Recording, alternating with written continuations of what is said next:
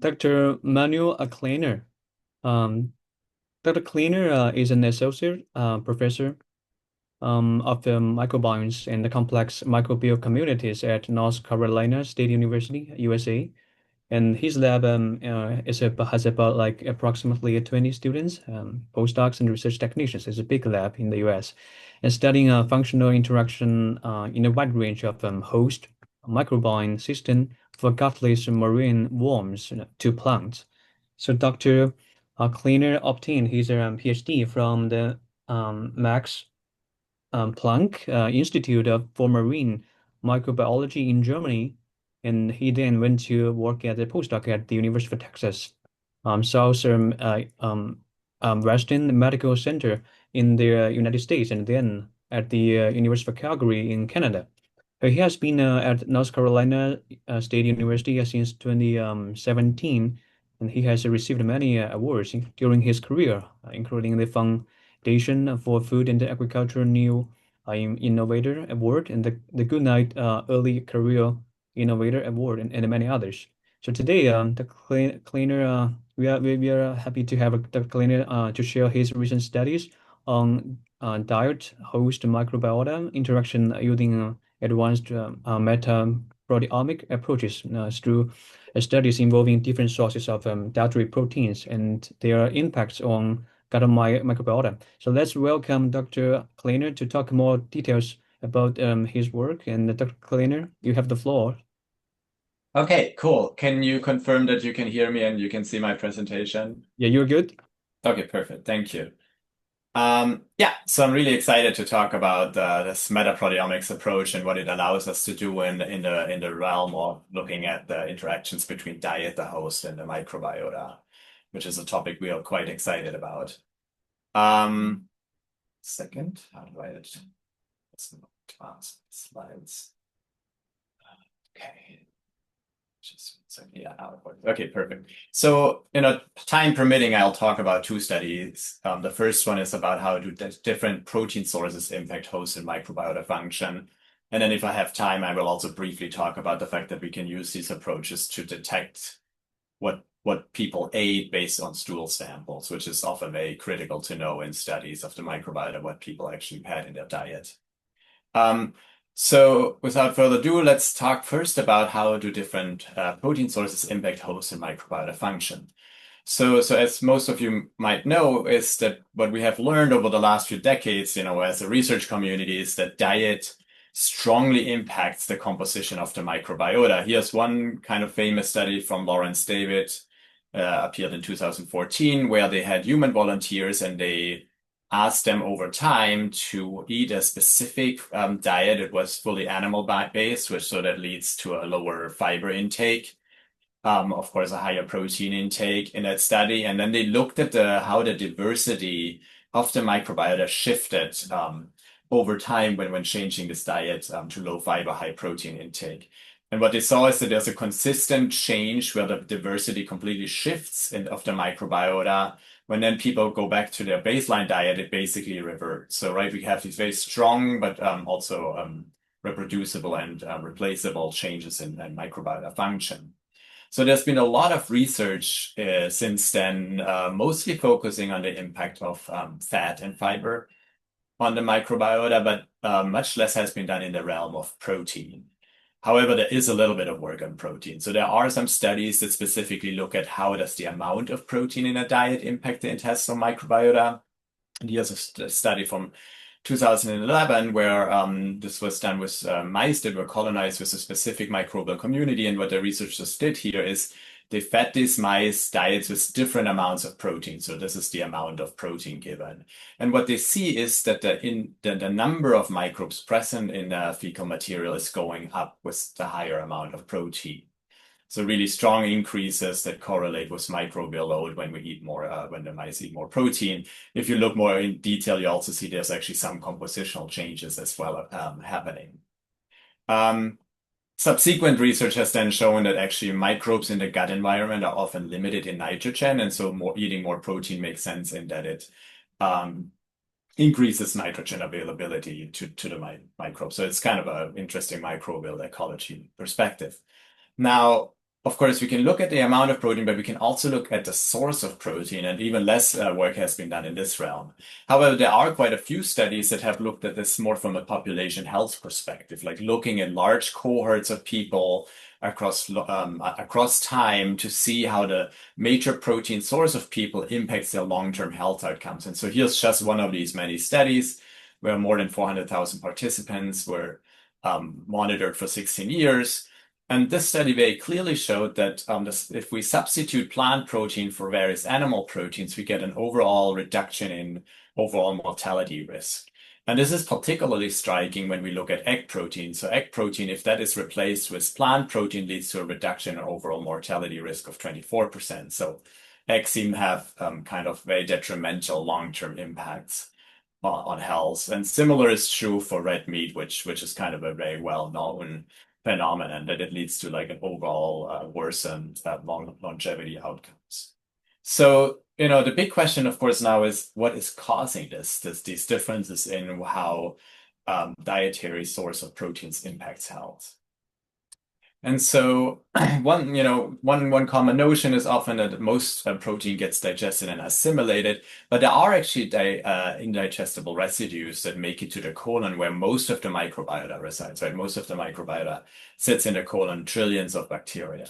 And so if protein actually gets to the colon, then protein fermentation by the microbiota happens, which can ultimately lead to a lot of different detrimental compounds that could impact the host, as well as, for example, short-chain fatty acids, which are known to be beneficial for host health. So there's clearly something where protein fermentation could lead to explaining some of these differential health outcomes. So we started with a big curiosity in that area of how does protein source impact composition and function of the microbiota, and how would that ultimately potentially impact host health? And so we really hypothesized that there are some really important interactions between protein host and the microbiota going on that could explain some of these health outcomes. So to study this, several members of my team developed an experiment in which we had mice with a conventional microbiota, and we fed them fully defined diets. So everything in the diet was the same. It was very defined, and we had only a single protein source in each of these diets. And we fed these diets with the different single sources of proteins for 7 days. So these were purified, right? So for example, when you see rice here, this is actually brown rice protein isolate. So it's not like full rice. And so we fed this over 7 days, then we took fecal samples and then we fed the next diet. And one thing that is important in this design here is that we had the same diets that we had at the beginning, at the end, to show if the effects that we're seeing really are based on the protein source and not just based on time passing. And so we did this experiment actually in conventional mice that had a full microbiota, as well as mice that had no microbiota, so we could differentiate between effects that are directly from the diet on the host, of the protein on the host, as well as indirectly through processing by the microbiota. And then to analyze these stool samples we obtained from the mice, we used an integrated metaproteomics approach. So let me very briefly tell you about this approach, because this is one of kind of the key approaches we use in my laboratory. So what happens when we integrate metagenomics with metaproteomics, we take any kind of environmental sample that has a microbiota. We do shotgun sequencing to obtain a metagenome. We assemble that into metagenome assembled genomes. We obtain the protein sequences. And so that's one of the inputs that we need for this approach is we need very nicely annotated protein sequences that we have assigned to species based on binning them. At the same time, we extract all the protein from the samples, we digest them into a peptide mixture, we measure them on a high-resolution mass spectrometer. We also get for each of the peptides, we get as fragment spectra. And ultimately, we use computational approaches to compare our mass spectra data to the protein sequence database. We identify peptides, we infer the proteins that we have, we quantify them based on the chromatography, and then we can do all kinds of things, right? So we identify oftentimes around 10,000 proteins from these samples and quantify them. So it's a lot of data. One of the key steps, this is essentially kind of a proteomics workflow, but the key difference here is that when we work with complex microbial communities, making a good database is kind of really, really tricky and very important. Sorry, I see my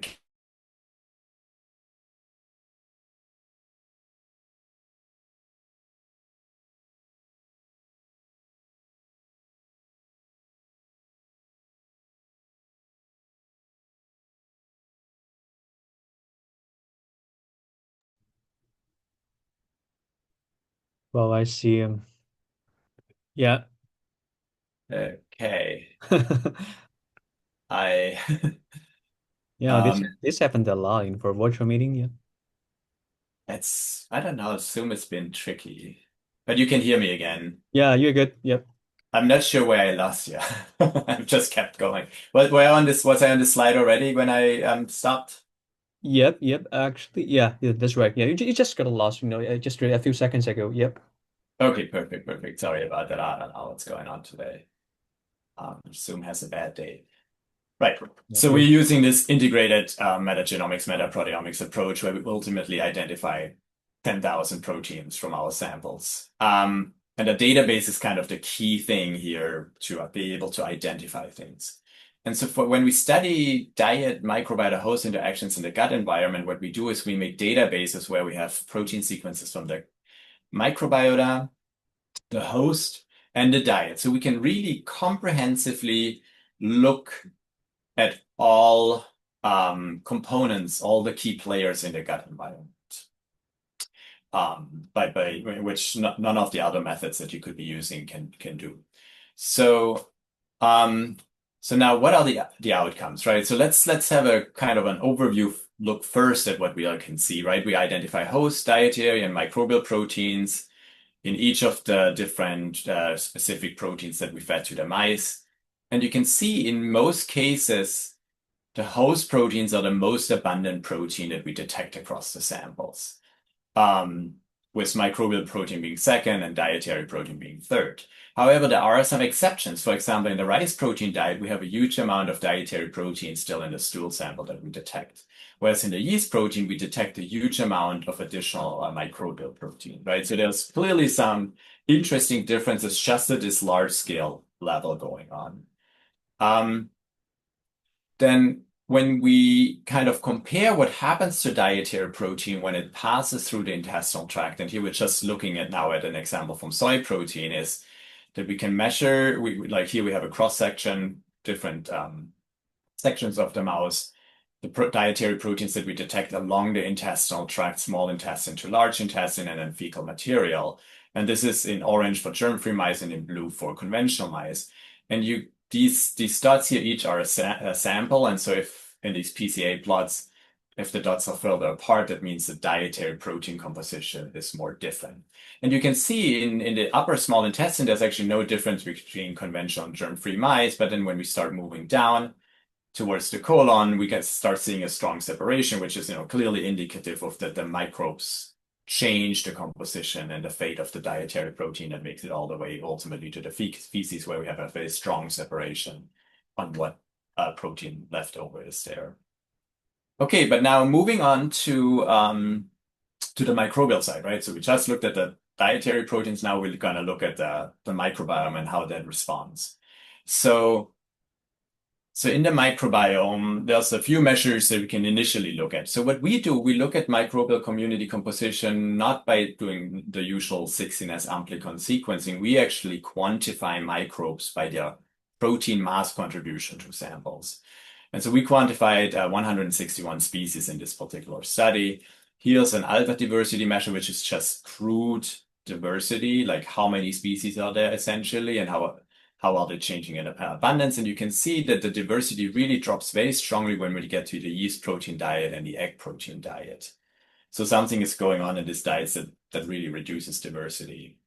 We can also look at the ratio of host to microbiota protein. We just now did this. And, I had mentioned that, for example, the microbial mass goes up a lot in the yeast protein diet.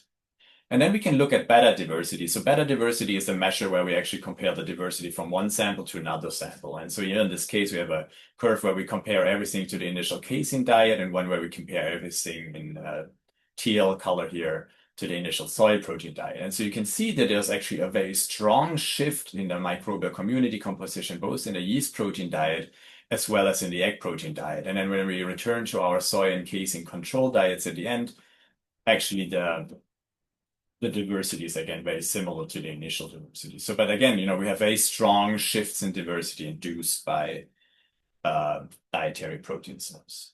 And then the nice thing is we can like really drill more into detail. Like now here we're looking at abundances of the topmost 30 species in terms of microbial community composition across all the samples. We cluster the samples based on their abundance patterns in each of the samples of all these 30 species. And you can see there's a very strong clusterings going on. For example, here we have a cluster of both the yeast and the egg protein diet samples, which seems to be largely driven by this microbe, which is Bacteroides theta iota omicron. But there's, you can clearly see there's other clusterings that are driven by other types of microbes. So specific microbes seem to specifically respond to the source of dietary protein. Now we can also, of course, look at function, and that's kind of what we specialize in, is like really looking at function in microbial communities using this metaproteomics approach. So what we did here is we summed up the abundances of proteins based on specific groups in all of the sample types, for example, gene expression or glycan degradation. And I just want to highlight a few here. You can see very strong differences occurring even in this crude overview between the different dietary protein types. So these bars are actually not standard deviations. These are actually confidence intervals. So when these bars don't overlap, there's actually a significant difference. So you can see there's a lot of significant differences in terms of overall function of the microbiota between the different dietary protein sources. So let's look just a little more in detail at fermentation pathways, because they're really important, because protein fermentation could play a role in health outcomes.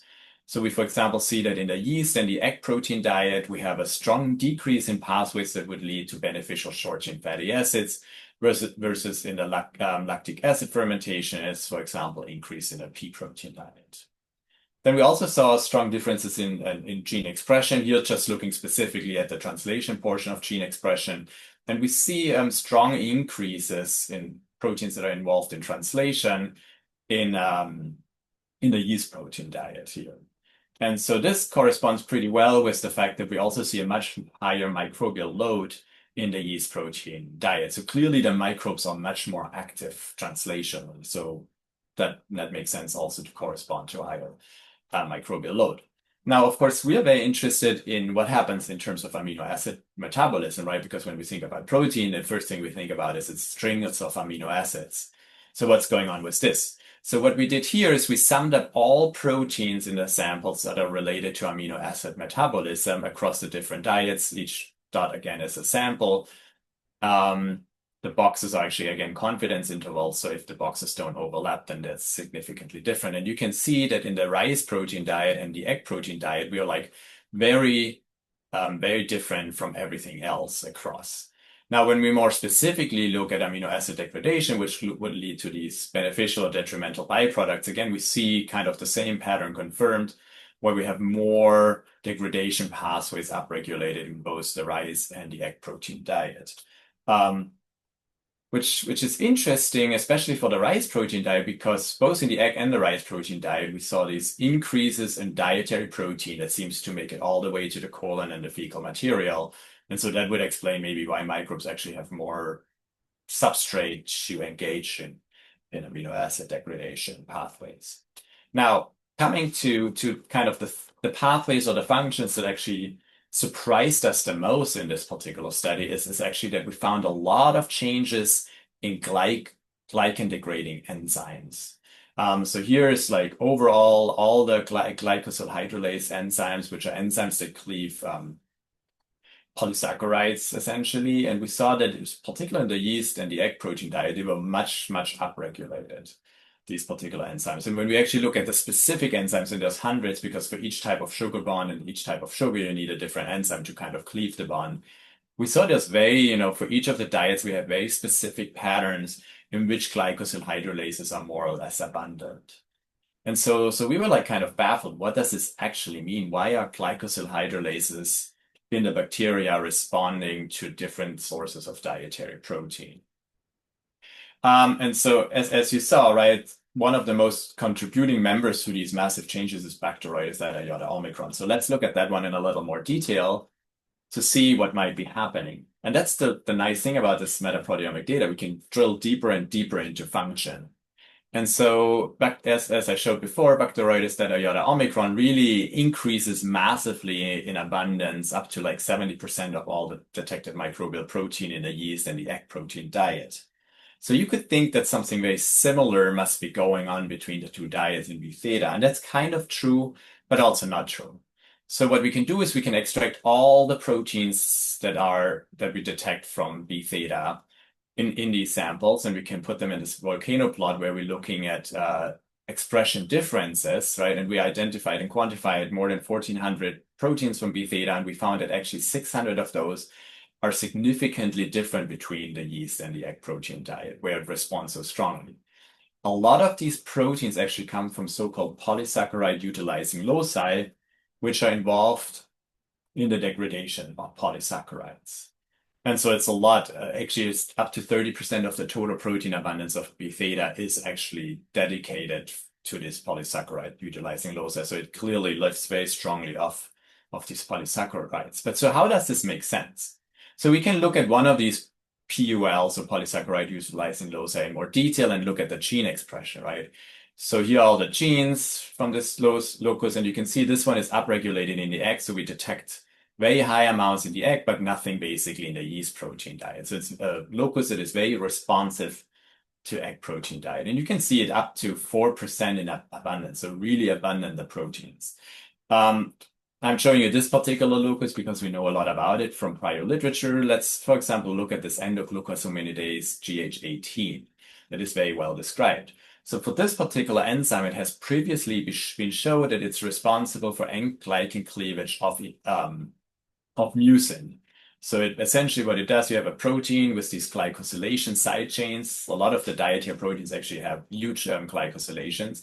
And so this enzyme essentially just cleaves off the glycosylation, and then it can be further degraded by the microorganism.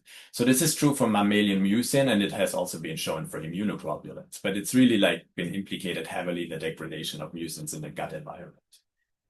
And so what might be happening here? So when we actually look at egg white protein is also heavily glycosylated. So here we have, for example, ovomucin, and you can see it has very similar glycosylation structures. So essentially, we can think that N-glycans from egg white protein diet either serve directly as a substrate for B theta, or for some reason they drive B theta to forage more and degrade more of the mucus in the gut, which is very interesting because that could lead to inflammation. So to check if B theta really can do this process, we also did in vitro studies where we grew B theta on a minimal medium to which we added the dietary proteins as the only substrate. And we found, and here's like in a CFUs in log scale, we found that B theta can actually grow quite well on several of the dietary proteins, right, as compared to the control. So quite good growth. We also grew it on the mucin, which is from the gut epithelium.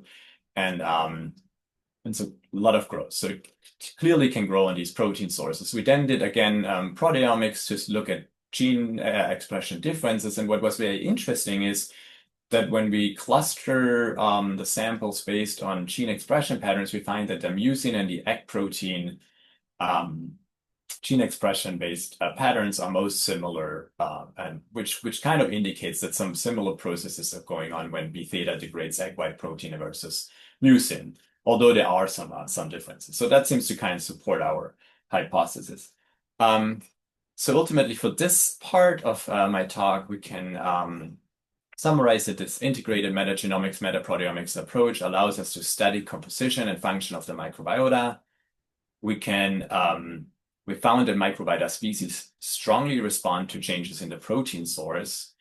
And part of this, and which was really a big surprise to us, is driven by the degradation of glycan side chains of dietary proteins, not by the actual protein amino acid backbone. So I think I have a few minutes left.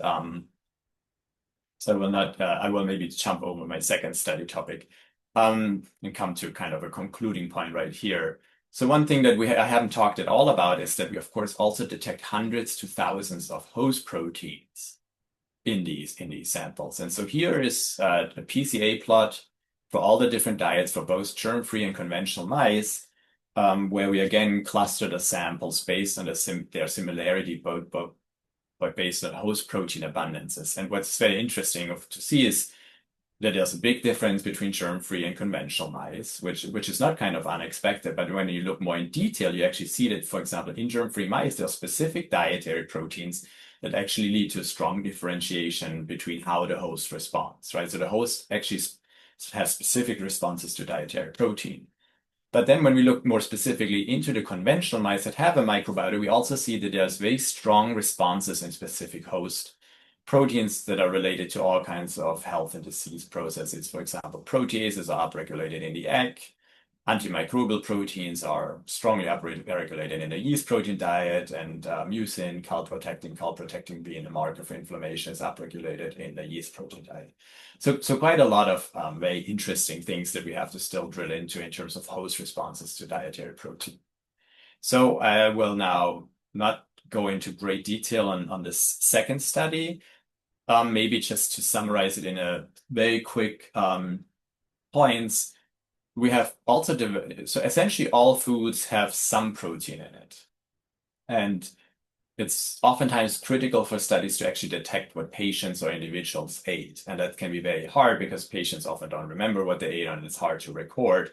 And so we develop metaproteomics into workflow where we can actually detect what specific food items have been consumed by a person.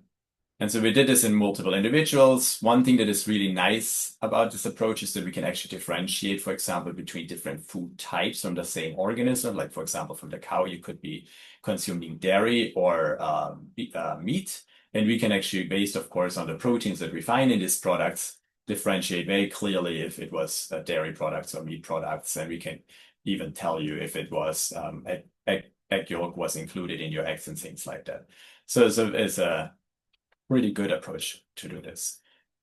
The most surprising for me actually in this study of diet detection stool samples was that actually we can detect things like pineapple. Pineapple has a protein that's called bromelain. If a person eats a lot of pineapple and then we take stool samples a few days later, we can actually detect this protein and we can clearly say that the person ate pineapple, which I had never thought about, the fact that we could detect fruits and vegetables also with this approach. Okay, so with that, I'll jump to my acknowledgement slide. I want to thank my amazing team, all of our collaborators, and of course, our funding sources. Thank you. Very nice talk and the informative presentation, Dr. Kleiner. So right now we open the floor for questions.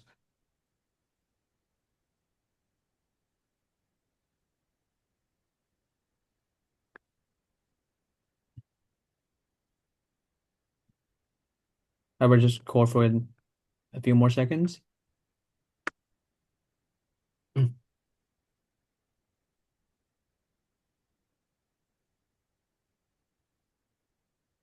Okay, so Dr. Kleiner, so I think these are pretty interesting studies, especially you in your study you showed that different source of dietary protein sources, especially glycans, that actually impacts the gut microbiota.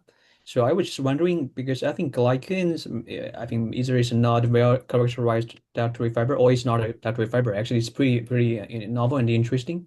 So I would wonder, like, if there any commercial enzymes or food grade enzymes that we can release glycans from, say, proteins to make a new type of functional food?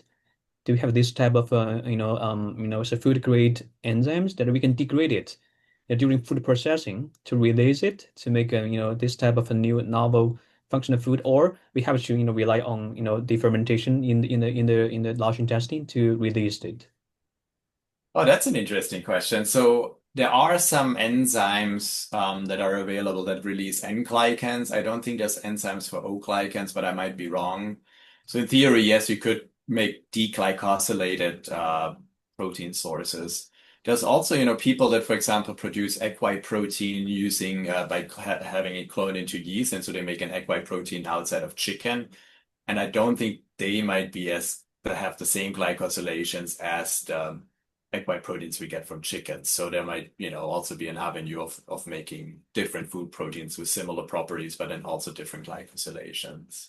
Okay, I mean your research like provides a new angle actually to look at the health of the proteins.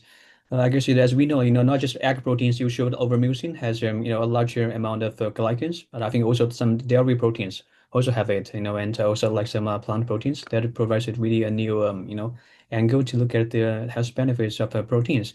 So what about like, except the glycans, do you think, I mean, not just the amino acid composition, maybe, the peptides that are released during digestion that may also contribute to the different gut microbiota modulation of different sorts of proteins? Yeah. So I think you're asking kind of about bioactive peptides. So there's a lot of research that shows that certain proteins during degradation release kind of bioactive peptides that's supposed to have health benefits. Um, Kind of one of the drawbacks of our approach that we would have to work around is that when we detect proteins, right, we detect peptides, and we never quite know if the protein was fully intact or if it was already broken up when we kind of collected it in a stool sample. Hmm. But this approach you could use to optimize to look specifically also for bioactive peptides.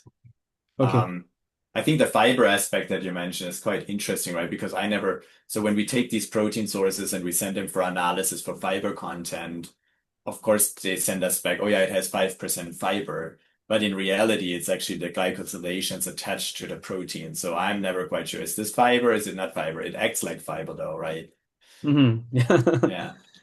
Yeah, actually we get more questions coming. So, Donut, you want to, unmute and talk briefly? Oh, yes. Thank you very much for the presentation. It's very interesting, Dr. Kleiner. And it's very unique combination of different instruments. Uh, I have two questions. One is based on your research, does yeast protein provide a special nutritional um, benefit if we have it in our diet? The second question is I missed a part. There's a slide about the measurement of the gene expressions. Uh, what is that gene expression refer to, and what is the meanings of that indicated? Thank you. Okay. So the first question, um, yeast protein. So, what we find is that yeast protein definitely has a major impact on the microbiota, right? The literature generally shows that fermented foods are considered beneficial overall for health. I never really thought about how much yeast we actually consume, but so we recently used regular yeast made bread and checked how much protein in the yeast bread is actually not from wheat, but from yeast. And it's actually more than 10% of the protein is ultimately yeast protein. So if you consume bread or alcoholic beverages or something like that, you actually consume huge amounts of yeast. Um, our research, we of course now interested in this question, how this is translatable to health benefits. Can we actually figure out what the benefits are? That is going to still take us a while. Generally, yeast does carry very, very large glycosylation. So like they have cell wall proteins that have hundreds and hundreds of sugars and chains attached in so-called mannans. So I think, yes, yeast, there's a lot of interesting things we want to now look at in yeast in the future. The second question was, I think, relating to the graph where I said, oh, gene expression goes up in yeast protein. And I think it was also egg white protein, if I don't misremember. So gene expression, in this case, I meant enzymes from the bacteria that are involved in expressing genes, right? So transcription, translation.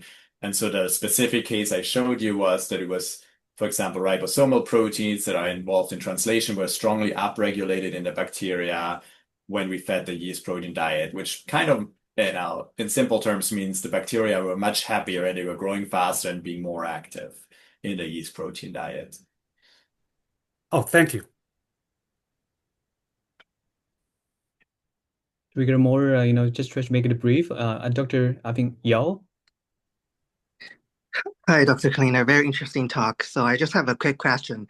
Since you've already showed about the glycan hydrolase differences among different protein source digestion, have you ever looked at like different protease gene expression differences or like a detected different protease across different samples that fed with different protein sources? I'm not sure like whether there could be like different specific protease associated with bacteria that will have their specific effects on hydrolyze different protein sources. Yes. No, we were definitely wondering about it, right? We found the pattern on the host side, so the host definitely releases different proteases. It's very difficult for the bacteria. So we're still working on this essentially because for bacteria, they have a lot of proteases that work on intracellular processes, protein processing intracellularly. And it's quite, so we still have to differentiate which ones are actually released to the extracellular environment for protein processing. So we don't have results on that yet, but we are looking. Okay, thank you.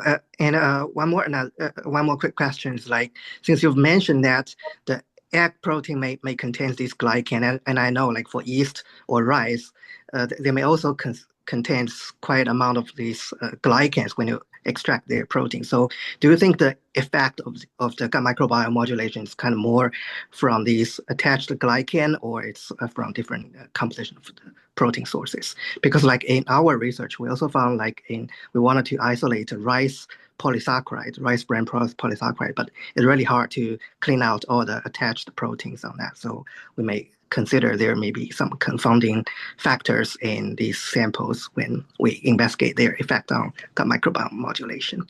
So my question would be like, do you think these gut microbiome interaction effect will be more from the protein side or from the glycan side? Um, I, that's a good question. I think the glycosylations definitely drive a lot of the diversity effects because there's so much diversity that is driven by kind of fiber-like compounds. Now, some of the proteins, the egg white protein, one thing we're wondering about is egg white actually contains huge amounts of lysozyme, which is basically a massive killer substrate kills all microbes, right? I think some of the effects are actually driven by active proteins, right? If the lysozyme makes it through the intestinal tract to the microbes, it's just going to wipe out whole populations. I think part of what we're seeing is actually related to dietary proteins directly being antimicrobial. Okay, thank you. Thank you. I think okay. Last question. So okay. So from the chat box. So I would just read it out, Dr. Kleiner. So dietary fiber is another major source impacting gut microbiome. So have you or any other group looked into the synergistic impact of fiber protein on the gut microbiome? Yeah, that's a good question. So my postdoc, Alfredo, he's actually planning on doing this in his future research career, right? Because I think, what we are doing with our defined diets, we only have one source of fiber and it's like a not digestible fiber, it's cellulose. So we really seeing kind of, the protein effects are like maybe in yans that we see. But of course, the question is going to be once we start mixing more digestible fibers with protein, there's going to be definitely important synergies, I think. Sure. Okay, sorry, Dr. Kleiner, for keeping you for a little bit longer. So as you can see, many audience are very interested in your research. Okay, thank you. Thank you. I appreciate it. Sure. Okay, with that, I would just hand it over to my colleague, Dr. Sun. Hi,